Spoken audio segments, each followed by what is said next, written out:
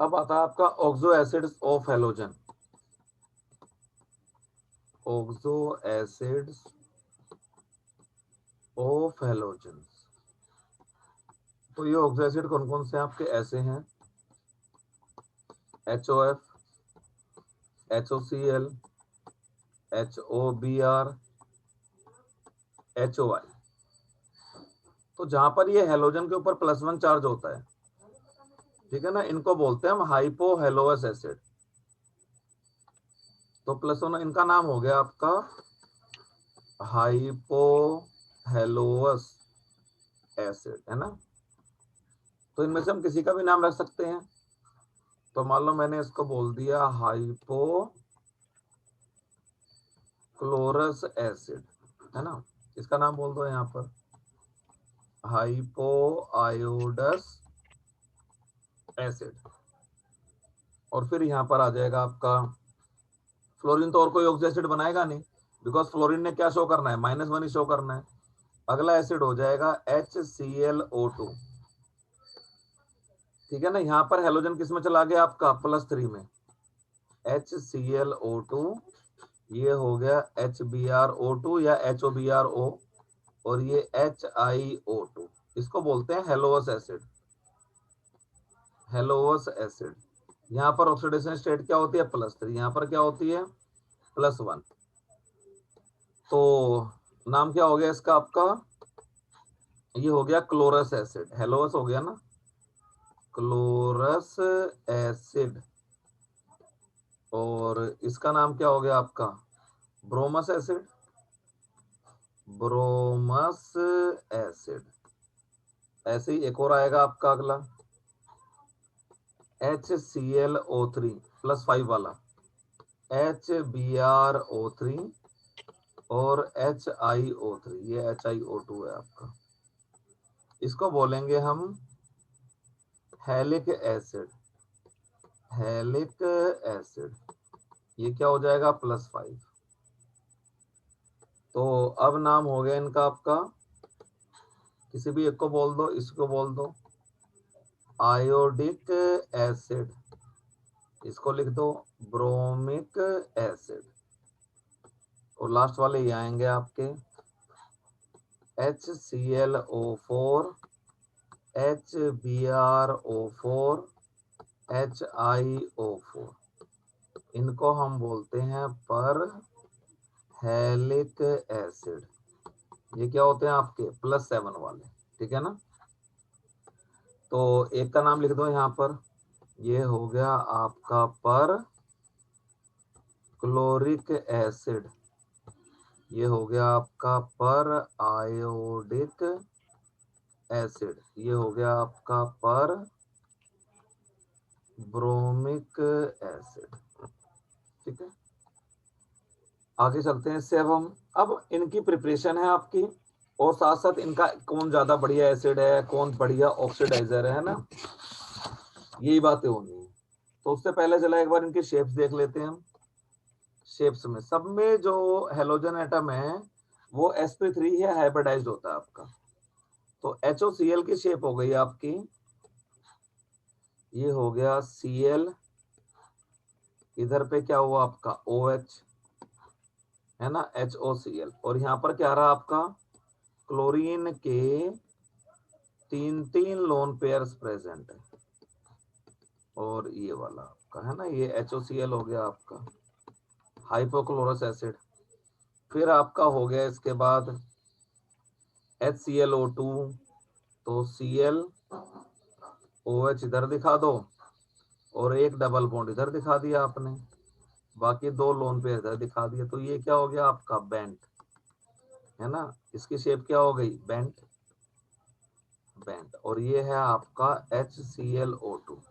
और ये क्या हुआ आपका? लीनियर। लीनियर। इसके बाद हुआ HClO3, ये हुआ ClOH, double bond O, double bond O। तो ये क्या हो गया आपका? पिरामिडल। तो ये शेप हो गई इसकी पिरामिडल। और ये हो गया HClO3। इसके बाद HClO4OH। तो ये क्या हुआ? Properly tetrahedral. है ना, दिस इज टेट्राहेड्रल, और ये हो गया HClO, है ना। तो शेप आ जाए बनानी तो ऐसे आप इजिली बना सकते हो। तो मैं लिख दूं यहाँ पर in all the oxo acids the central halogen atom is sp3 hybridized। वो क्या होता है आपका, sp3 हाइब्रिडाइज्ड होता है, ठीक है ना। चलिए इसके बाद आता है आपका, बताओ, कंपेयर क्वेश्चन दे रहा हूं मैं, कंपेयर द एसिडिक कैरेक्टर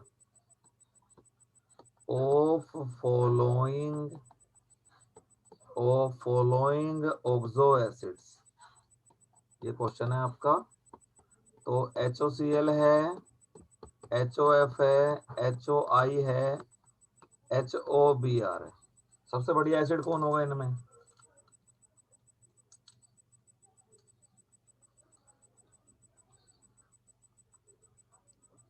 बोलो।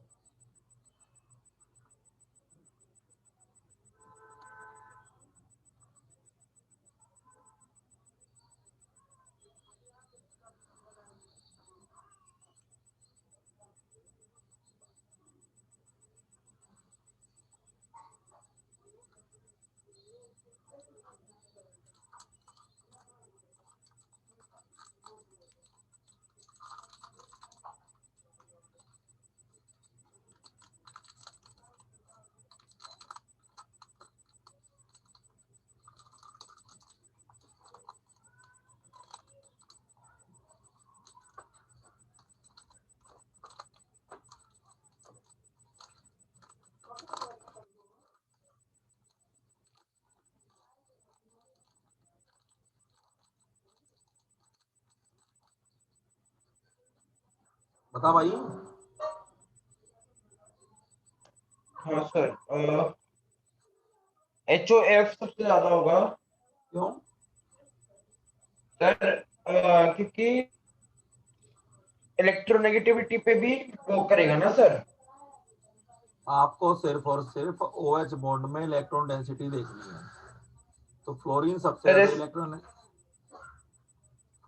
ज्यादा इलेक्ट्रोनेगेटिव है, तो ये क्या करेगा, OH बॉन्ड से बहुत ज्यादा इलेक्ट्रॉन खींच लेगा, है ना। जिससे OH बॉन्ड क्या हो जाएगा आपका, वीक हो जाएगा, और प्रोटॉन निकल जाएगा। तो हमेशा ये ध्यान रखना आप, लेसर इज द, वही ऑर्गेनिक वाला concept, lesser is the electron density in OH bond, ठीक है ना, stronger will be the acidic character, stronger will be the acidic character. तो मैं लिख दूं यहां पर, as the electronegativity, as the electronegativity of halogen atom attached to OH group decreases, the electron density,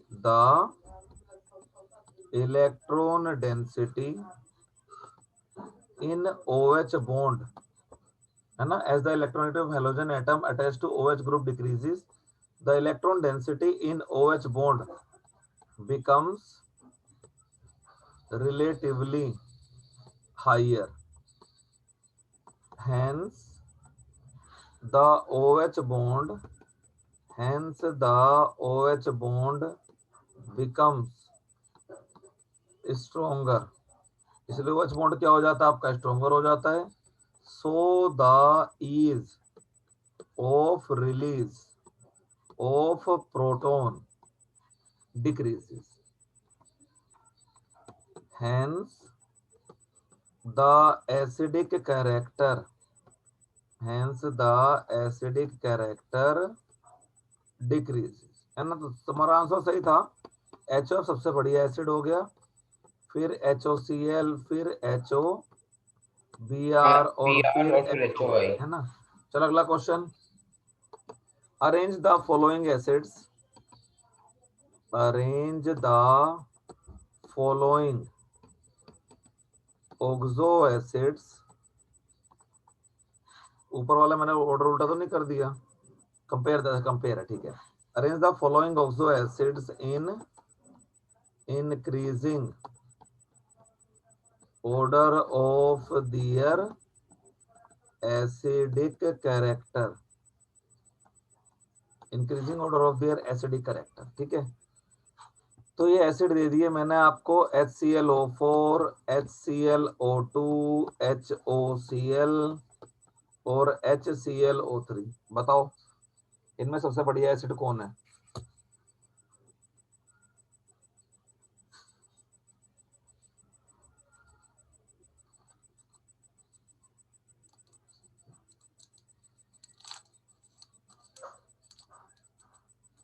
logic वही चलेगा जो ऊपर चला है आपका.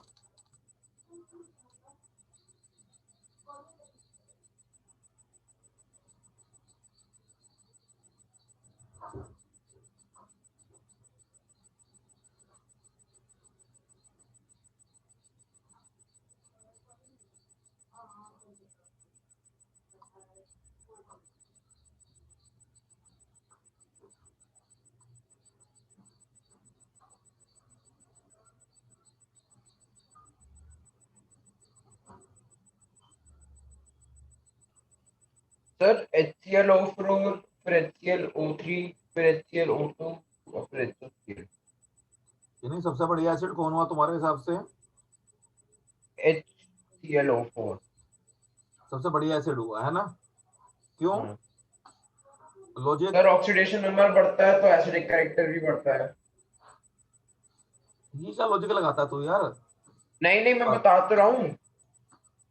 फिर अच्छा. जैसे जैसे ऑर्डर इंक्रीज करता जाएगा, रेजोनेटिंग स्ट्रक्चर भी तो कॉन्जुगेट बेस के वही होते जाएंगे ना सर, बढ़ते जाएंगे। अच्छा ये वाला लॉजिक लगा रहे हो तुम. चलो. स्ट्रॉन्गर एसिड होगा तो वीकर उसका कॉन्जुगेट बेस होगा। हम्म. तो अगर number of resonating structure increase करेंगे अच्छा ठीक है. तो वैसे भी अगर हम एक छोटा सा लॉजिक लगाएं, बड़ा सिंपल सा है ना. यहाँ पर OH बॉन्ड से इलेक्ट्रॉन खींचने वाला कौन है, +7 वाला क्लोरीन. यहाँ पर कौन है आपका +3 वाला. यहाँ पर कौन है +1 वाला. और यहाँ पर कौन है +5 वाला, है ना. है भाई. तो सबसे ज्यादा OH बॉन्ड से इलेक्ट्रॉन कौन खींच जी लेगा, Cl+ ना. बिल्कुल, है ना. तो जी। बिल्कुल. चलिए, तो सबसे घटिया एसिड हो गया HOCl, उससे बढ़िया HClO2, उससे बढ़िया HClO3, उससे स्ट्रॉन्ग HClO4, है ना.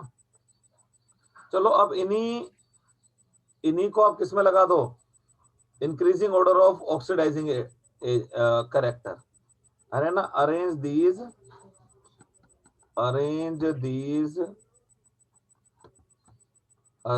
these oxo acids in increasing order of oxidizing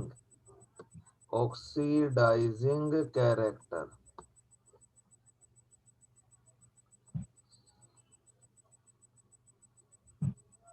बताओ.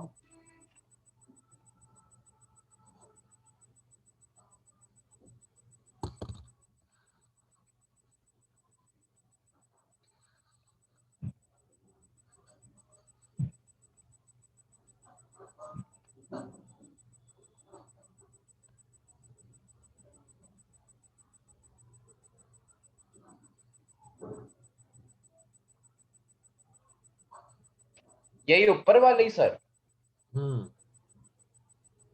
ऑर्डर बताओ क्या रहेगा।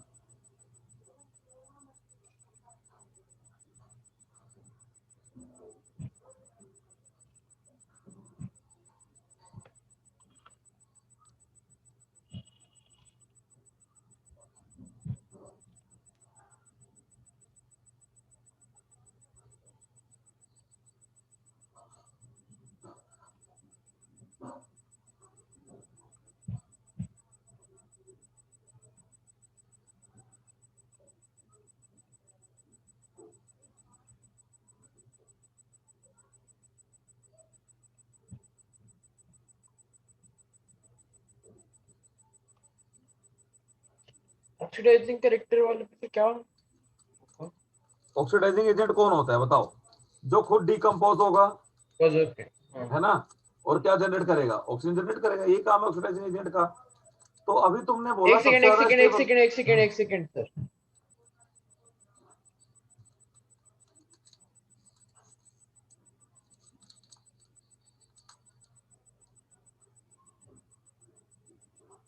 सर लीस्ट तो वो हो गया HClO4। बिल्कुल, बिकॉज वो रेजोनेंस से क्या हो रहा है, सबसे ज्यादा स्टेबल हो रहा है ना। Yes sir. बिल्कुल। तो हायर +7 है ना इज, की सर ऑक्सीडेशन नंबर। बिल्कुल बिल्कुल, higher is the resonance stabilisation of acid, lesser will be its oxidizing character। तो मैं लिखूं HClO4 को, तो Cl O माइनस, यहां पर 3 रेजोनेटिंग स्ट्रक्चर आ रहे हैं, इसके कितने आएंगे आपके? 2 रेजोनेटिंग स्ट्रक्चर्स आएंगे आपके। इसका कितना रेजोनेटिंग स्ट्रक्चर आएगा? 1।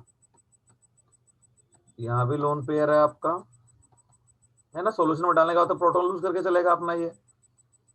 और फिर ClO माइनस, कोई रेजोनेंस नहीं, देयर इज नो रेजोनेंस। तो ये वाला क्या होगा आपका? लीस्ट स्टेबल ना, लीस्ट जी स्टेबल, सर। है ना। तो सबसे जल्दी ये टूट जाएगा, है ना। तो ये क्या हो जाएगा आपका? Best oxidiser. Oxidise. Least stable किस वजह से? Due to resonance, due to resonance, resonance, है ना। तो ये रीजन आप लिख सकते हो इसके अंदर। और ये बेस्ट ऑक्सीडाइजर रहेगा, और ये क्या हो जाएगा आपका? Weakest oxidiser. ऑक्सीडाइजर। लेकिन देखने से हमें लग रहा था कि भैया यहाँ पर ऑक्सीजन ज्यादा है, तो और ज्यादा वॉल्यूम जनरेट करेगा ऑक्सीजन का, है ना, बट ये स्टेबल हो जा रहा था आपका रेजोनेंस की वजह से। तो सबसे बेकार ये हो गया HClO4, उससे बढ़िया HClO3, उससे बढ़िया HClO2, और सबसे बढ़िया HOCl। चलिए अगला question, compare the oxidising power of following oxo acids. ठीक है, तो एक तो मैंने ले लिया HClO4, एक मैंने ले लिया HiO4, और एक मैंने ले लिया HbRO4। इसमें बता, दिमाग लगेगा थोड़ा तुम्हारा इसमें अब।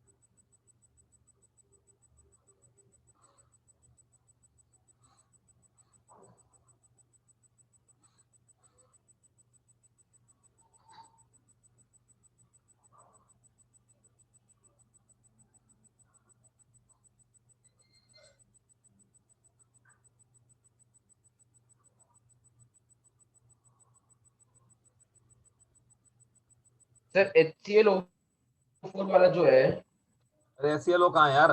एक तो परक्लोरिक एसिड है, एक पर आयोडिक एसिड है, एक पर ब्रोमिक एसिड है। इनमें बताओ। HClO4 HClO4 आप कह रहे हो सबसे बढ़िया ऑक्सीडाइजर होगा किस ग्राउंड पर? नहीं, अगर आप रेजोनेंस नहीं, स्टेबल, हाँ, नहीं, सबसे घटिया होगा सबसे बेकार, अच्छा सबसे बढ़िया HIO4। HiO4 है ना। चलो देखो जरा यहाँ पर ध्यान से, किसी भी कंपाउंड की स्टेबिलिटी में उसके मेल्टिंग और बॉइलिंग पॉइंट का बड़ा रोल होता है। तो अगर मैं इन तीन बॉन्डों को समझूं, एक ClO बॉन्ड है, एक आपका ब्रोमीन और ऑक्सीजन का बॉन्ड है ना HbRO4 में, और एक आपका आयोडीन का और ऑक्सीजन का बॉन्ड है ना। तो इनमें सबसे ज्यादा पोलर बॉन्ड कौन सा है इन तीनों में? ये वाला ऑक्सीजन आयोडीन का है ना। तो मैं लिख दूं यहाँ पर मोस्ट पोलर। मोस्ट पोलर होगा तो यहाँ पर क्या होंगे?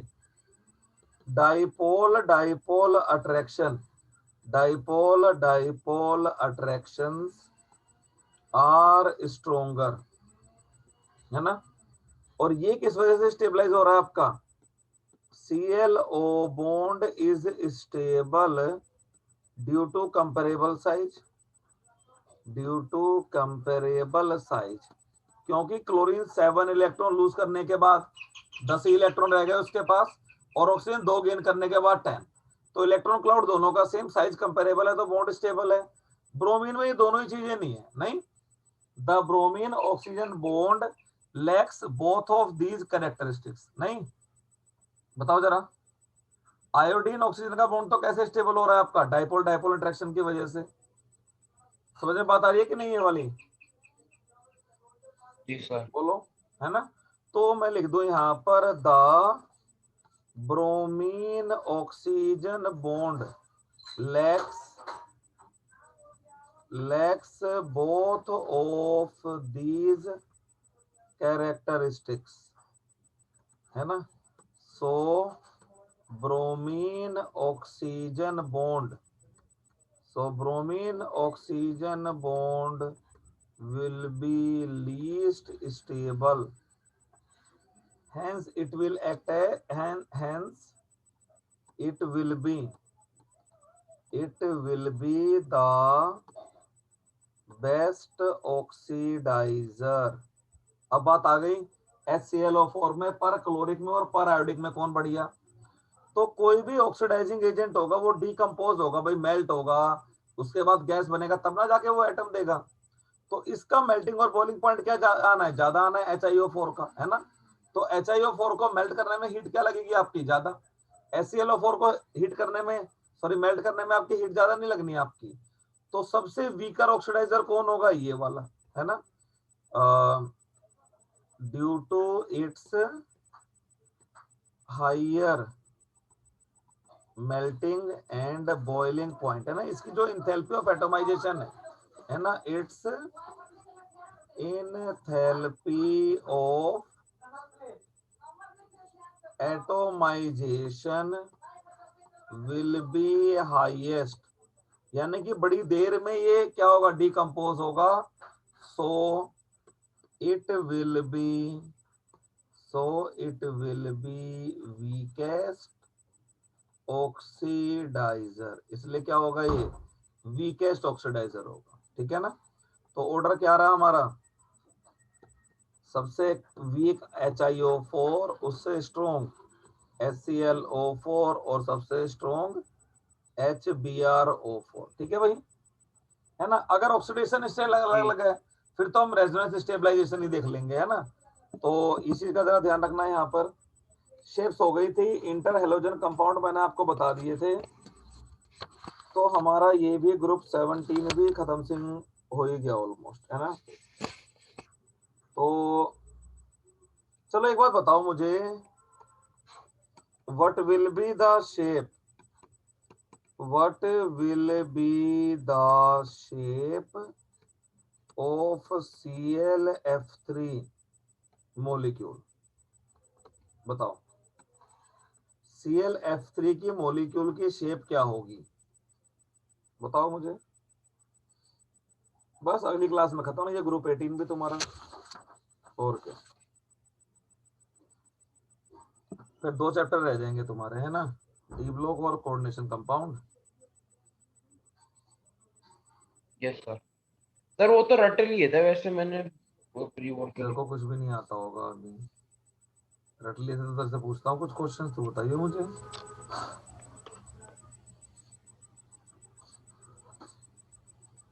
चल तू रट्टे मार के बैठी हो, ठीक है ना, क्वेश्चंस पूछूंगा तेरे से, फिर तू जवाब दियो उनके।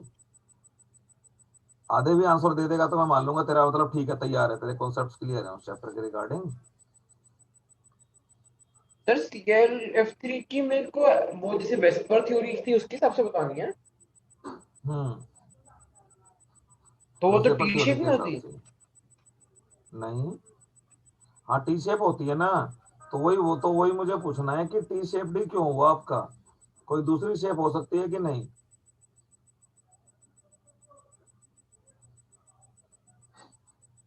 बोलो।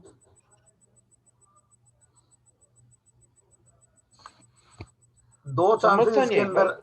नहीं देखो, इस ये जो ClF3 है, इसे मैं लिखूं valence electron of central atom 7, है ना, 7 है, हाँ। शेयर्ड इलेक्ट्रॉन 3, 3, और बॉन्ड पेयर कितना 3, 3, अनशेयर्ड इलेक्ट्रॉन 4, 4, 7 में से 3 शेयर हुए 4, तो lone pair 2, 2। Total electron pair 3 और 2 5, है ना। ट्राइगोनल पाइप पिरामिडल कह रहे हो क्या? अब सुनो ना, टोटल 5 हो गया आपका, तो 5 के लिए मेरे पास दो ऑप्शंस हैं, या तो मैं लोन पेयर को इधर लगा दूं, लोन पेयर मेरे पास दो है ना, तो पहली शेप तो मैंने ये एक्सियल पे बना नहीं दी। बनते ना सर। ये ट्राइगोनल प्लेनर क्यों नहीं हुआ, ये भी तो हो सकता था। एक्सियल पे नहीं बनते ना सर, हमेशा उस पे क्यों बनते हैं नहीं, इक्विटोरियल। क्यों, ये क्या बात हुई, ये तो जस्टिफाई करना है तुम्हें, यहाँ क्यों नहीं बनेंगे, ये बनेगा। आप ये कह रहे हो कि सर ये वाला बनेगा, यहाँ पर एक एफ मैं लगा दूं, यहाँ पर एक एफ मैं लगा दूं, यहाँ पर एक एफ मैं लगा दूं, और ये इक्वेटोरियल पोजीशंस मैंने लोन पेयर को दे दी।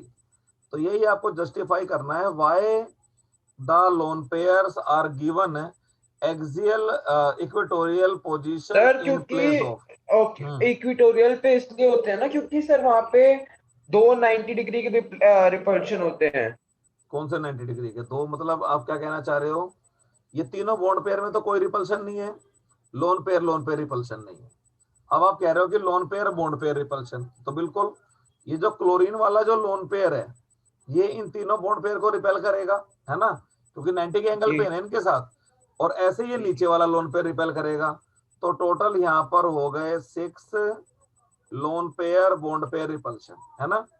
यहाँ पर अगर मैं बात करूं, तो कम से कम एक ही फ्लोरीन का बॉन्ड तो बच गया ना रिपेल होने से, क्योंकि ये तीनों जो इक्वेटोरियल में तो रिपल्शन है नहीं आपका, तो ये लोन पेयर इन दो को रिपेल कर रहा है, अगला लोन पेयर इन दो को रिपेल कर रहा है। तो टोटल यहाँ पर क्या हुए 4 lone pair bond pair repulsion, है ना, इसलिए क्या है ये ज्यादा स्टेबल है। तो इसका आंसर लिख के रखना तुम अपने वर्ड्स में, है ना। क्वेश्चन ये आएगा एक्सप्लेन इट्स शेप, आपको दोनों चीज डिस्कस करनी है, एक्सप्लेन इट्स शेप, और दिखाइए मुझे फिर आंसर तो कैसे एक्सप्लेन करता है इसको, ठीक है ना।